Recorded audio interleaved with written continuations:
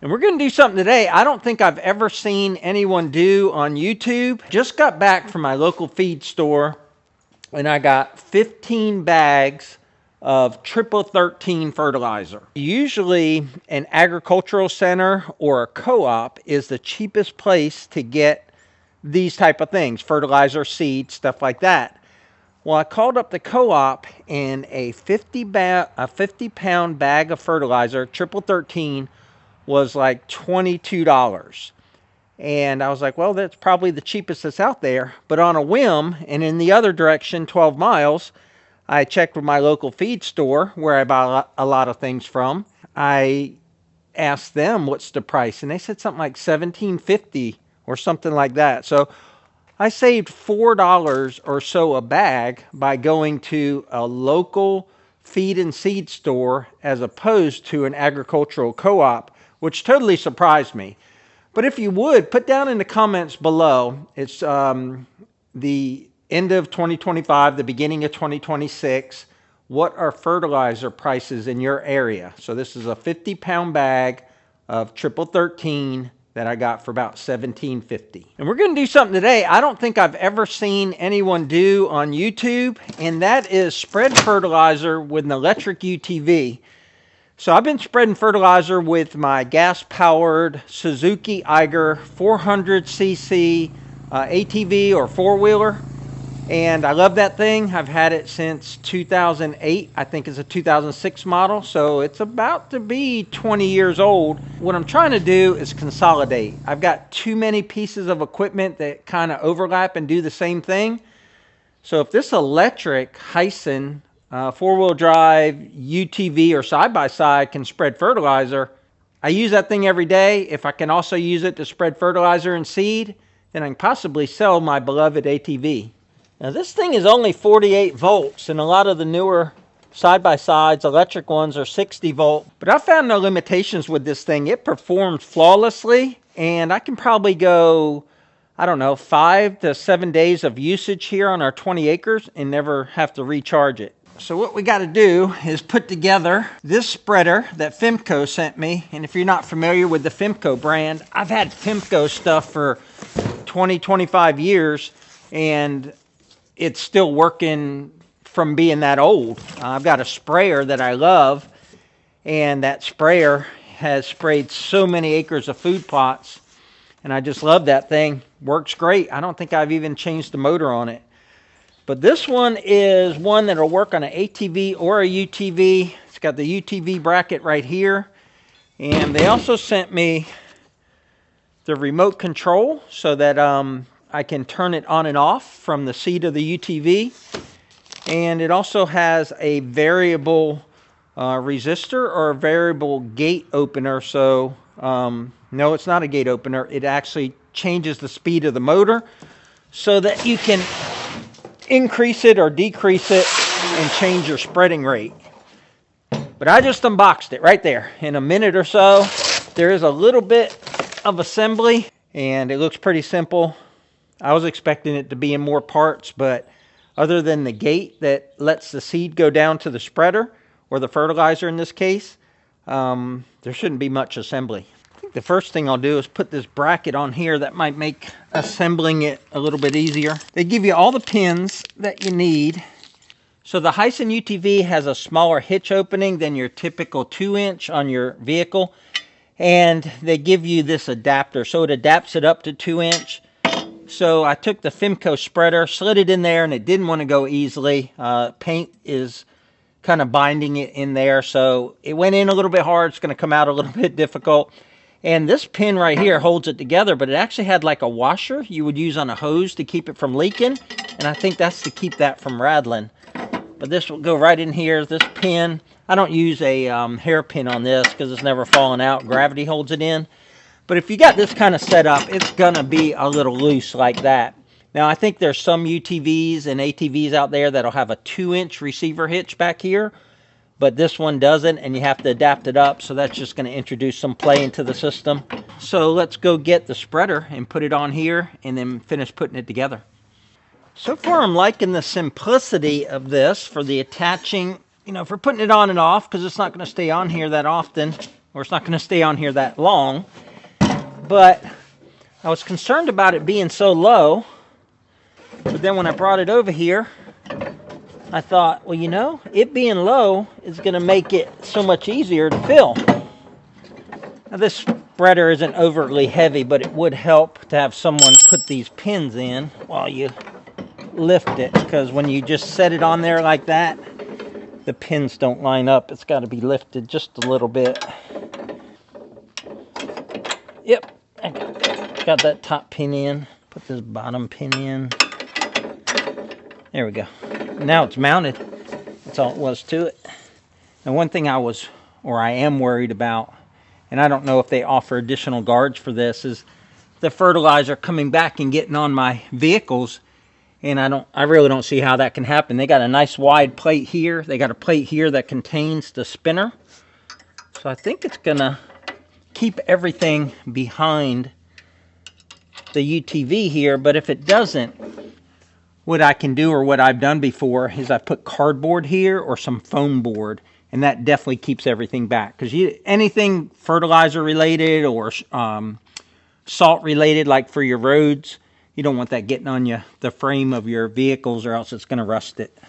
Now I've spread acres and acres and tons of fertilizer and seed with an ATV with a spreader, but I haven't spread a single thing with this spreader. But this play right here, due to the hitch, I'm not going to like that. I mean, I'm already thinking about how I'm going to come off of my roll bar, off the HISUN there, and put a ratchet strap or something, or even if I do it down there at the frame, just something to keep this from moving so much. Because I just think this will bounce around, which isn't going to hurt the spreader, but it's going to make a lot of noise and basically annoy me.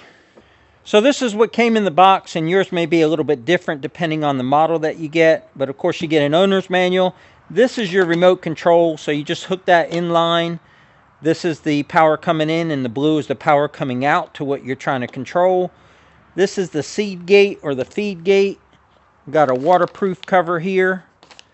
This connects to your 12-volt battery, but the HISUN is 48 volt, so I can't use that. I'll have to use a cigarette lighter. It does not come with the cigarette lighter adapter. It does come with the 2-pin, the 12-volt 2-pin, which is very common in sprayers and spreaders. So I've got an extension for that. And this is the variable speed control. And I'm not sure if I'm going to hook that up, because I think I want the spinner plate to always be spinning wide open, but we'll check that in a minute. So this is the only assembly that you have to do. You have this stainless steel plate here, and you also have this stainless steel adjustment, or what this plate here does is keeps this plate from opening or closing too much. So you'll put this in like that, and then this is the handle that opens and closes that. And you remember that hose washer earlier? Well, that goes right there. And what we'll do is we'll have to bend this arm down so that's a tighter fit. And that's what the instructions say. This is all welded construction here. This is welded. This is welded. There's very few pieces of hardware holding this together, especially in this gate assembly. So for this, I'll just put a wrench back here, bend that down, because this doesn't have to be, jammed up like that. But we'll get it tighter than that. But it does work that way. I'll show you what this other plate does. Now this plate, you can see how it marries up on this line here. This will control how much your gate is open or closed. The more you push it there, it's got a little indicator here on a graduated scale. And if you put it to 10, and then fasten it, and that's how we're going to run it today, because we want this wide open. Now, when your gate opens and closes, it'll open all the way, whereas if we slid that up, it would limit the travel of this. And here's what it looks like from the inside. See, the gate's open all the way, and I can even move that plate a little bit so even these teeth aren't there, but I don't think those teeth are going to bother anything. And it closes. I don't know if you can see good, but this agitator has a hole in it right there, so we're going to put a pin in there so that when it turns, it'll help break up any clumps of fertilizer. Put a big adjustable wrench over here and see if I can bend that down. All right, that was a pretty good bend that it put on it. Yeah, that'll be fine. That's perfect. I like how simple that design is, that there's not a bunch of hardware and stuff that can rust and that'll be hard to change out later. And this is all stainless steel, as is the spin plate. The material will go through there, and you'll see there's no fins on that spin plate. It's got these here, which I guess you can call the fins, but it's not like I'm used to seeing. I'll show you what I'm used to seeing. So attached to my ATV, I have an older Cabela spreader. And you can see it's got 2 holes down there, and that sometimes seed, you can see there's some oat seed in there, will get caught up in those 2 holes and plug it. And it's got to flow from those 2 holes down to a regular spinner plate. I've got everything hooked up and I'm ready to spread, but I'm going to show you a few things I did to modify it for the way I want to use it. Now, we talked about the fact that that hitch is really loose, so I put in this strap, and this ratchet strap here really tightens up this. It doesn't have any up and down play. The hopper doesn't have up and down play. It doesn't have side to side play. And then I just fastened a wire here because it wanted to go one way or the other, like a couple inches off center, and I wanted it straight behind. As far as how am I getting power to it, I'm coming off my 12-volt cigarette lighter adapter because this is a 48-volt electric UTV, and I'm coming over to a switchable link that came off of one of my sprayers because this part isn't included from FIMCO. I'm sure you can get it there or from Amazon. And then I come down and I plug directly into my motor. Okay, I'm going to turn the switch on. You let me know when it starts spinning. Okay, first impressions, that spins really fast. So I might put that variable speed controller in there, which is simply an inline item. So it's not a big deal to put in there. You just plug it in on either end. And also show you that they've got some sort of metering here. So they've got the pounds per square feet and the settings, and those settings correspond to that little sliding stainless steel limit on the gate. So the gate's closed right now. Oh, that's another thing I did, is I put a little piece of plastic shaft here so that I could reach that from the operator seat of the UTV. And that's one thing I asked FIMCO. I said, hey, I've known about these spreaders, but I've got an ATV and I've been spreading for about 18 years with an ATV. And with an ATV, you just reach back to the handle because it's right there. I said, with a UTV, the on and off gate or the on and off flow control is back here. And when I helped one of my friends spread one time, one of us had to turn this on or off for him, and then he would drive. And I said, well, that kind of takes away the one-man concept. And he said, yeah, we don't have anything that is remote control as far as the gate itself. Now, herd spreaders out there, and they're a very expensive spreader, high-end agricultural use, they have a rheostat where you can change the flow gate down here. But that just seems like something else that would break. So I like this mechanical connection. I'm going to try it. It's not the end of the world if you dump a bunch of seed at the end of the row or a bunch of fertilizer and then jump in the vehicle, as long as you got it running and ready to go. I just would prefer to have that control if I'm doing some precise spreading, like around the edges. Back here at the food plot, I've got the fertilizer already here, 15 bags of triple 13, and I think I'm going to put about 5 or so out here on this 1 acre. I don't need much. You can see it's pretty green, but I want to get it, greened up a lot more with the upcoming rain. But I made a couple modifications, so I want to show you what I've done here to the spreader. Then we're going to fill it up. We're going to spread some fertilizer. I disconnected from the cigarette lighter. I just didn't like that, and I found that there is a 12-volt battery connected to the 48-volt setup here. So I connected to the 12-volt battery with everything that came with the spreader, and I got the variable speed control here hooked in, and of course back there to the motor. And then I drilled out this handle and put this little keeper key right here, just because I didn't want this to slide off when I was going. But I've got everything, kind of the tension set. Everything is real easy to handle. So I got this up in the cockpit, and I can just push and pull that if I can remember which way to do it. But it's real easy to do.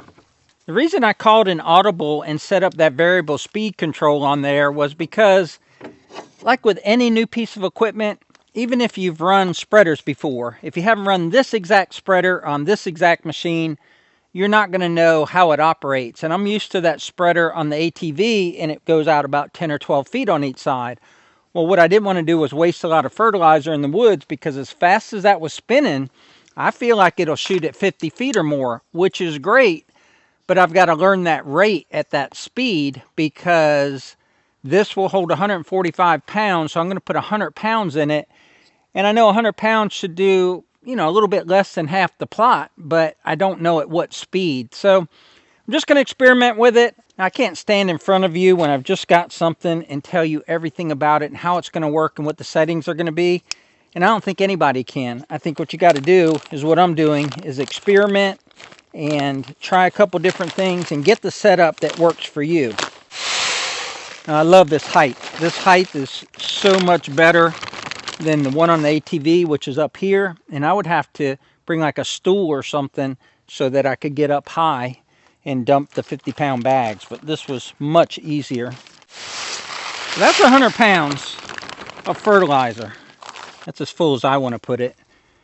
And look at all that nice white nitrogen. That's going to make this plot so green. And I'm looking through the viewfinder of the camera, and I know it looks very green, but if you dial in close, you're going to see some yellowing, and that yellowing is some sort of deficiency. And first I'll turn on the spreader motor, and then I will open the gate and then make sure I'm ready to go forward. And what I'm going to do is keep an eye out and see how much goes on the road over there, and that'll tell me my width. I'm going to start out with the variable speed control at 6. Okay, I stopped because I'm not used to the spreader, and I couldn't see the fertilizer kicking out the back. And with my ATV spreader, I could see it. Maybe it was a different angle, maybe it was a little higher. So I had to review the footage, and I saw that it's spreading fine. Just another thing where you got to get used to the new piece of equipment. But I didn't see it spreading over here as far. So I think what I'm going to do is just kind of look at it. It's got a full plate right now. I'm going to just turn it on and see how it spreads. All right, I'm going to have it on 8. Just see how far it spreads. I was still slipping a little bit past the gate. And what I was seeing was it mainly spreads to that side. It's just the way it's built, the way it centrifugally spins out the fertilizer.